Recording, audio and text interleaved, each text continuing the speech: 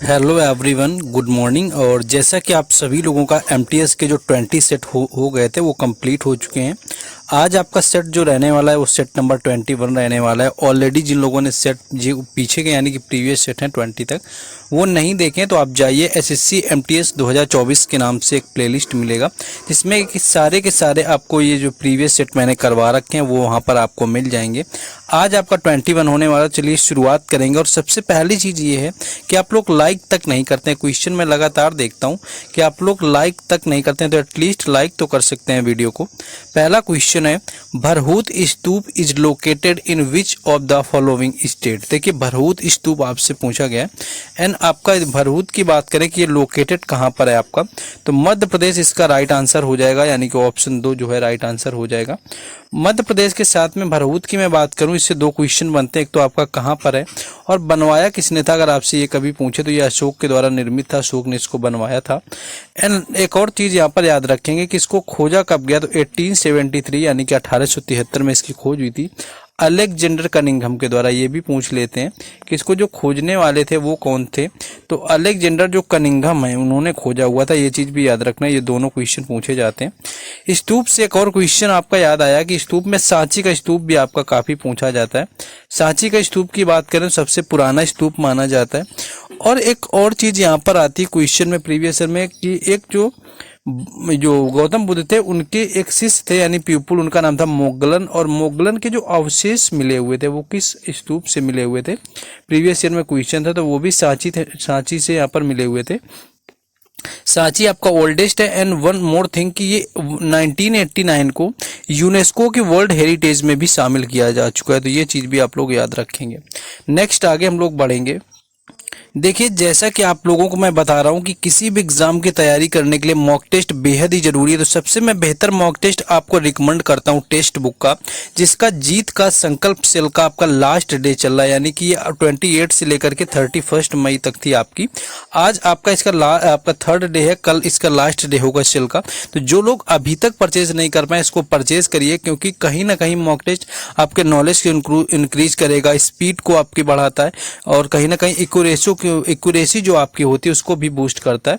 तो आप ये देखिए कि वैसे तो इसका प्राइस काफ़ी हाई होता है, लेकिन यहाँ पर आपको जो जीत संकल्प सेल है इसके अंतर्गत आपको सबसे लोवेस्ट प्राइस यानी 263 में देखने को मिल रहा है। बाकी मेरा कूपन कोड आपको राज10 यूज करना है, राज10 आप लोग यूज करेंगे। कूपन कोड मैं दिखा देता हूँ आपको, ये आपको कूपन कोड मेरा यूज करना है राज10। इसको परचेज करने का लिंक डिस्क्रिप्शन में दे दिया गया है, जाइए वहाँ से परचेज करिए और मॉक टेस्ट जरूर लगाइए, क्योंकि सबसे बेहतर है आपका। इसमें क्या क्या मिलता है आपको, 700 प्लस एग्जाम के टेस्ट सीरीज और प्रीवियस ईयर पेपर, यानी कि एक ही पास लेंगे और आप सारे एग्जाम कवर कर पाएंगे। आपके 20 लाख से भी ज़्यादा यूजर हैं टेक्स्ट बुक के, आप समझ सकते हैं। 17,000 से ज़्यादा प्रीवियस ईयर पेपर और 80,000 से ज़्यादा मॉक टेस्ट इसके सभी एग्जामों के मिलते हैं, जो कि आपके 12 लैंग्वेज में अवेलेबल हैं। तो आपको आसानी से जाना है, वहाँ पर देखना है। कुछ इस तरह से आपको इंटरफेस मिल जाएगा, इजी इंटरफेस होता है। तो आप लोग परचेज करिए, मेरा कूपन कोड यूज करिए, लिंक डिस्क्रिप्शन में। परचेज करने के just go and must by this and use this, तो आपको इससे क्या होगा, बेनिफिट यहाँ पर मिलने वाला है। नेक्स्ट क्वेश्चन में आते हैं। नेक्स्ट क्वेश्चन है कि निम्नलिखित में से कौन सा भारत के एक डाक व्यवहार का मार्ग है।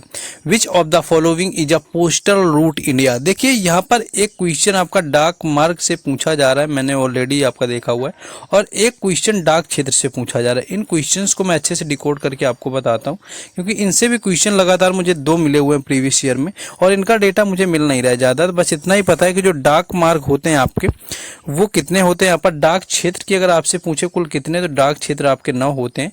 और इनमें से अगर डाक व्यवहार की मार्ग की बात करें तो ग्रीन चैनल इसका राइट आंसर हो जाएगा, यानी क्या है, ये डाक व्यवहार का मार्ग है ग्रीन चैनल। और डाक मार्ग की बात करें तो ये कुल 6 होते हैं, यानी 6 हैं डाक मार्ग। एंड डाक क्षेत्र की बात करें तो ये कुल 9 है। इतना आपको याद रखना है, बाकी जल्दी से अपडेट करता हूँ जो न्यू क्वेश्चन देखता है उसके बारे में। नेक्स्ट है कि निम्न में से मुख्य रूप से हिंदुस्तानी शास्त्रीय संगीत का उस्ताद किसे माना जाता है। Who among the following is mainly considered the master of Hindustani classical music. देखिए हिंदुस्तानी जो क्लासिकल म्यूजिक होता है ये आपका कहाँ पर होता है, ये नॉर्थ इंडिया में आपका यूज होता है। लेकिन वहीं अगर कार्नेटिक म्यूजिक यानी कि कर्नाटक संगीत की बात करें तो कर्नाटक जो संगीत होता है ये साउथ इंडिया में होता है। तो अगर यहाँ पर मैं बात करूँ हिंदुस्तानी जो शास्त्रीय संगीत का उस्ताद माना जाता है तो ये मानते हैं बड़े गुलाम अली खान को। ये चीज़ याद रखना है, option 4 is right answer. And the most important कि इनका घराना आपसे इंपॉर्टेंट है क्योंकि घराना इनका पूछ लेते हैं, तो इनका घराना जो है पटियाला घराना, ये चीज़ याद रखना है। और अगर यही आपके मास्टर पूछे जाएंगे कार्नेटिक म्यूजिक यानी कि कर्नाटक संगीत के, तो उनका नाम है पुरंदर दास। तो अगर कार्नेटिक संगीत का आपसे पूछता है तो पुरंदर दास हो जाएगा। बाकी यहाँ का पूछा है जो, तो वहाँ पर क्या हो जाएगा, आपका हो जाएगा बड़े गुलाम अली खान। बाकी घराने मैंने ऑलरेडी आपको इंपॉर्टेंट बता रखे, मेवाती घराने से पंडित जसराज संबंधित है और किराने घराने से पंडित भीमसेन जोशी। नेक्स्ट है कि निम्न में से उस स्थिति का नाम बताइए जो यूरोप और अफ्रीका के मध्य सीमा का कार्य करता है। What is the name of the following geographical location which act as the border between Europe and America. देखिए अमेरिका एंड यूरोप के बीच में जो बॉर्डर बनाता है उसके बारे में यहाँ पर बात करी गई है। कौन सा आपका जो होता है यहाँ पर स्ट्रेट है, तो जिब्राल्टर जो आपका स्टेट यानी जलडमरू मध्य जिब्राल्टर, ये आपका बनाता है किसके बीच में, यूरोप और अफ्रीका के बीच में। एशिया में अगर आप आएंगे इंडिया हो जाएगा और श्रीलंका। जब देखेंगे आपकी इंडिया और श्रीलंका के कौन के बीच में बनाता है, तो यहाँ पर आपका पाक स्टेट बनाता है जिसको पाक जल संधि बोलते हैं। ये इंडिया और किसके बीच में आपका बनाता है, तो ये इंडिया और श्रीलंका के बीच में। और एक आपको सुंडा याद रखना है, सुंडा भी आपसे पूछा जाता है। सुंडा जो होता है ये आपका जावा और सुमात्रा के बीच में क्या करता है, बाउंड्री क्रिएट करता है। तो ये भी आप लोग यहाँ पर याद रखेंगे। आप लोग थोड़ा सा सपोर्ट करिए जिससे कि मुझे आसानी हो आगे बढ़ने में। क्वेश्चन है who among the following is the author of the book selection day, यानी जो सिलेक्शन डे के लेखक हैं यानी कि राइटर हैं आपसे कौन से हैं। तो सिलेक्शन डे की मैं बात करूं अरविंद अडिगा इसका राइट आंसर हो जाएगा। अरविंद अडिगा जो हैं सिलेक्शन डे के लेखक हैं। इनकी कुछ और भी पुस्तकें, एक है द व्हाइट टाइगर, ये भी आपको याद रखना है। द व्हाइट टाइगर जो पुस्तक है कई बार इस एग्जाम में आई। The white tiger Arvind Adiga की है। सिलेक्शन डे आपकी हो गई। और आप लोग ये याद रख सकते हैं एमनेस्टी कई बार पूछी जाती है कि यानी कि एमनेस्टी, एमनेस्टी आपका वही जिसको क्षमादान बोलते हैं। तो एमनेस्टी जो हो गई ये भी किसकी है, अरविंद अडिगा की। चेतन भगत की बात करूं तो आपको हाफ गर्लफ्रेंड चेतन भगत की पता ही है। हाफ गर्लफ्रेंड जो है वो चेतन भगत की होती है। और हाफ गर्लफ्रेंड के बाद में आपको टू स्टेट याद रखना है। टू स्टेट जो है ये भी चेतन भगत की है। और एक 5.7 ये भी याद रखना है जिस पर 3 इडियट मूवी बनी है। 5.7 भी चेतन भगत की है।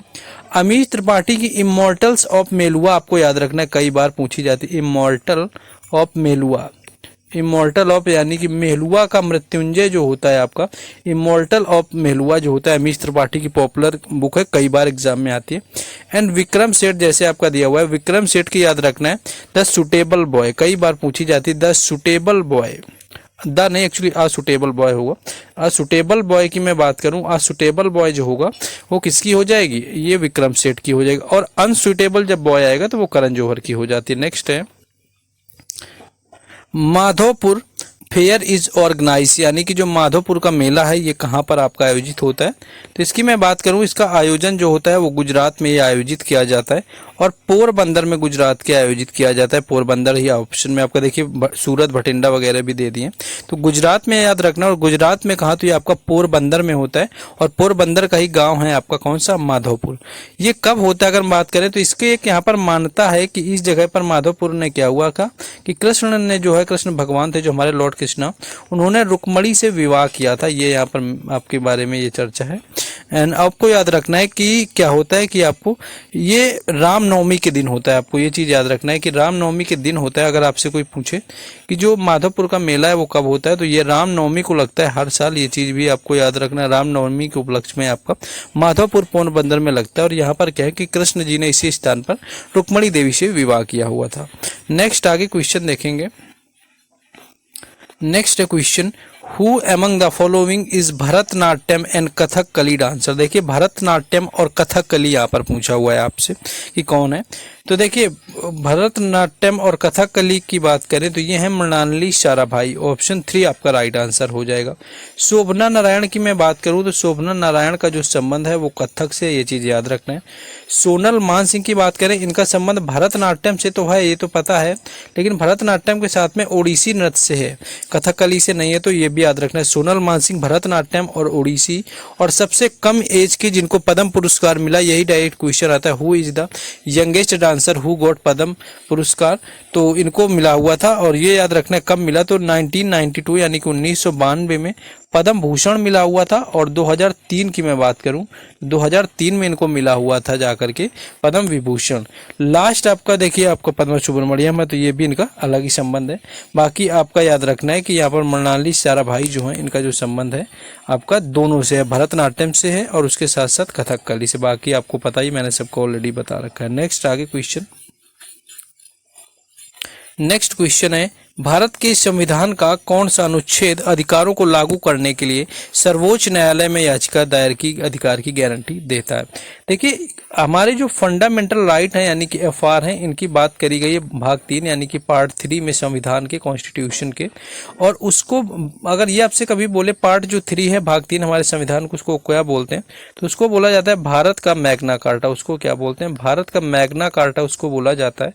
एंड भारत का मैग्ना कार्टा भी बोलते हैं। और आर्टिकल 12 से लेकर के 35 तक क्या है हमारे दिए गए हैं फंडामेंटल राइट, जो कि यूएसए की आपके कॉन्स्टिट्यूशन से लिए गए हैं। अगर इनका उल्लंघन होता है यानी कि वायोलेशन होता है हमारे फंडामेंटल राइट का, तो 5 टाइप की क्या होता है रिट जारी करी जाती है, यानी कि 5 तरह की क्या होती है रिट जारी करते हैं। और रिट ये आपका सुप्रीम कोर्ट से भी होता है एंड उसके साथ साथ हाई कोर्ट से भी जारी होता है। सुप्रीम कोर्ट से जो जारी होता है वो आर्टिकल 32 के तहत जारी कर दिया जाता है अकॉर्डिंग, ये आपका राइट आंसर है। लेकिन जब यही बात इसको हाई कोर्ट जारी करेगा तो ये 226 यानी आर्टिकल 226 के तहत जो होता है यहाँ पर जारी करेगा हाई कोर्ट। तो ये चीज याद रखना है। नेक्स्ट क्वेश्चन है, भारत के संविधान का कौन सा अनुच्छेद ग्राम पंचायत से संबंधित है। Which article of the constitution is of India is related to the formation of gram panchayat. मैंने ऑलरेडी आपको करवा रखा है ये क्वेश्चन, अगर आपको पता हो तो आर्टिकल 40 यहाँ पर राइट आंसर हो जाएगा। ये आपका क्या है यहाँ पर आर्टिकल 40 जो हो जाएगा आपका ग्राम पंचायत के गठन से हो जाएगा। एंड आपको याद रखना है आपका जो आपका सिविल कोड होता है, यानी कि अगर यहाँ पर मैं बात करूँ यूनिफॉर्म सिविल कोड होता है, यूसीसी जिसको बोलते हैं, ये भी क्या होता है आर्टिकल 44 के अकॉर्डिंग आता है। आर्टिकल 50 काफी इंपॉर्टेंट आपका बन जाता है, वो भी करा चुका हूँ। आर्टिकल जो 50 होता है ये क्या करता है कि एग्जीक्यूटिव से हमारे जुडिशियरी का जो सेपरेशन होता है, यानी कि न्यायपालिका का कार्यपालिका से जो पृथककरण होता है, वो आर्टिकल 50 के तहत। और ये सारे जितने भी मैंने आर्टिकल बताए ये डीपीएसपी के अकॉर्डिंग आते हैं। डीपीएसपी लिया गया है हमारे संविधान के अंदर आयरलैंड से, और डीपीएसपी पार्ट 4 में दिया हुआ है। अगर मैं बात करूं ये पार्ट 4 में गिवन है आर्टिकल 36 to 51, ये भी आपको याद रखना है। नेक्स्ट क्वेश्चन आगे है।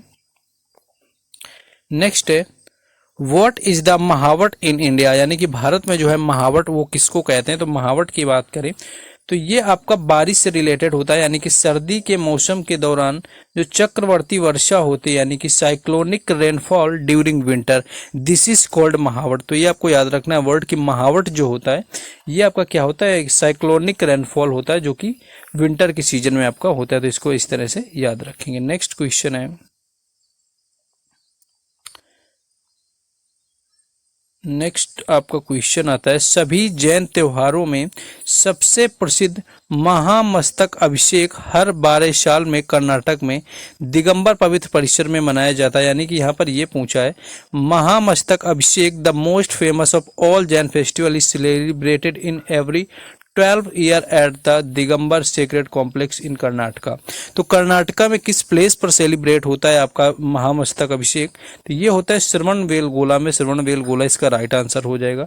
और आपको पता होगा कि श्रवणबेलगोला वही जगह है यहाँ पर 298 में क्या हुआ था, चंद्रगुप्त मौर्य की डेथ हुई थी 298 BC में। तो ये भी आपको याद रखना है। और आपको ये याद रखना है कि यहाँ पर क्या हो जाएगा, अब फेस्टिवल की अगर मैं बात करूँ, पहली चीज तो ये याद रखिए कि ये श्रवणबेलगोला कर्नाटक में होता है। आपका जैन रिलीजन से संबंधित है, हर 12 साल में एक बार होता है। ये सारे पॉइंट इन्हीं से पूछ लेगा कितने साल में होता है। और इसमें एक बाहुबली होते हैं, बाहुबली की जो प्रतिमा होती है, यानी कि बाहुबली की प्रतिमा का जो यहाँ पर सम्मान दिया जाता है या किया जाता है, वो आपका इससे संबंधित है। नेक्स्ट क्वेश्चन आगे है। नेक्स्ट है, in which city of India was the women's world boxing championship 2023 organised. यहाँ पर आपसे ये पूछा है जाके कि वर्ल्ड जो वुमेन्स आपका वुमेन्स वर्ल्ड बॉक्सिंग चैंपियनशिप हुई थी 2023 में इंडिया में, वो कहाँ पर आपकी हुई थी, यानी कि आयोजित हुई थी, आपकी हेल्ड की गई थी। देखिए कुछ भी आपका होता है, मोस्टली चीज़ें न्यू दिल्ली में होती हैं, आपको याद रखना है जो वर्ल्ड लेवल पर होती हैं। तो न्यू दिल्ली इसका राइट आंसर हो जाएगा ऑप्शन ए।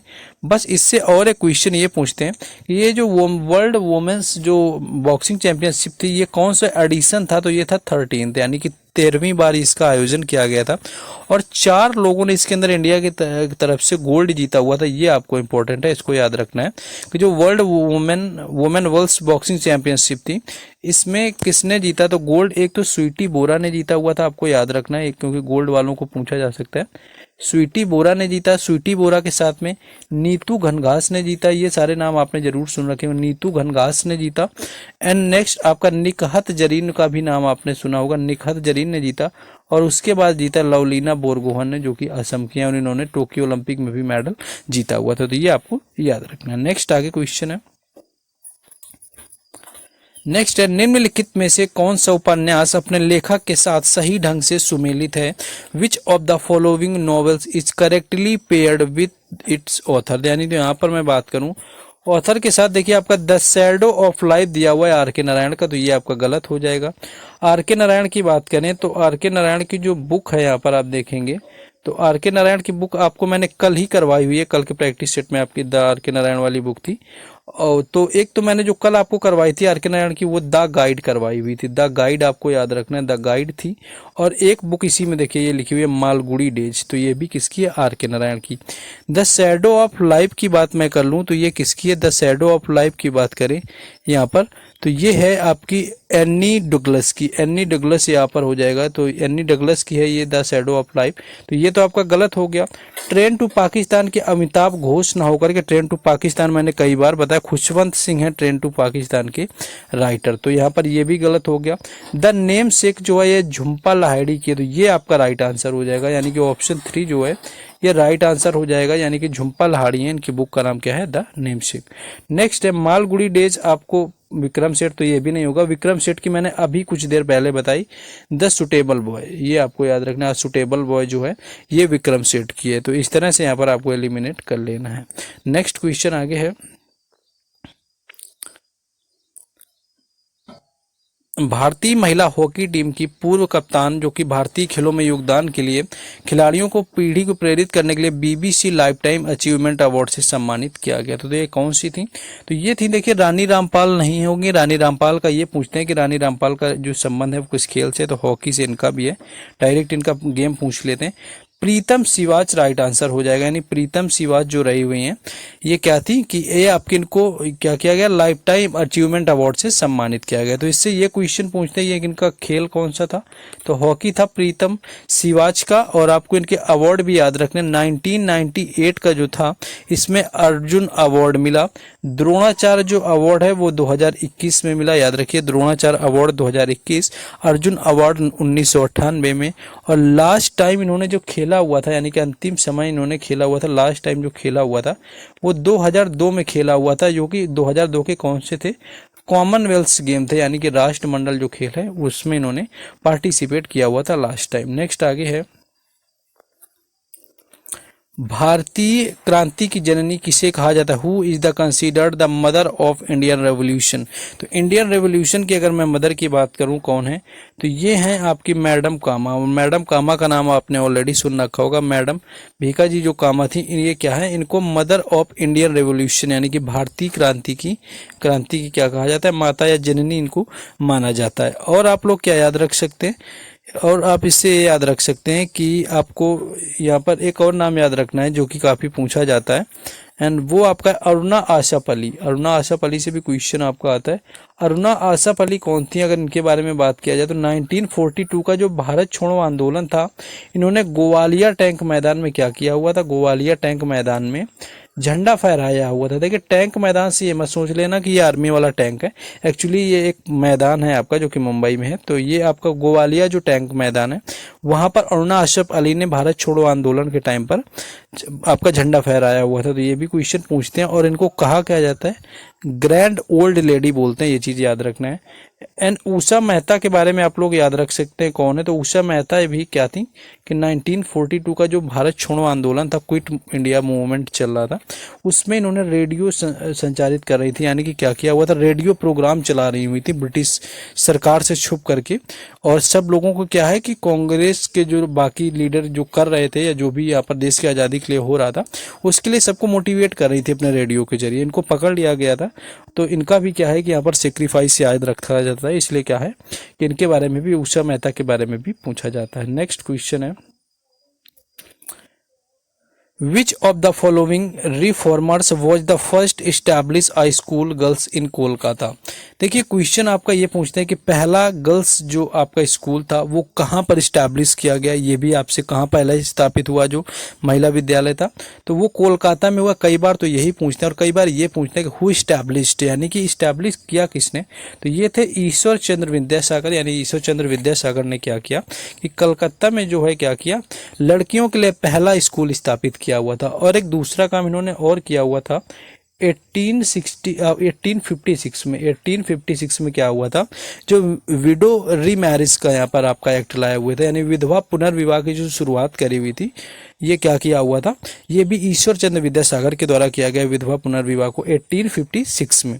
और बंगाली गद्य का जनक भी इनको माना जाता है, ये चीज याद रखना है, यानी कि बंगाली जो गद्य का जनक है वो किसको मानते हैं, तो बंगाली गद्य का जनक माना जाता है ईश्वर चंद्र विद्यासागर को। नेक्स्ट क्वेश्चन है,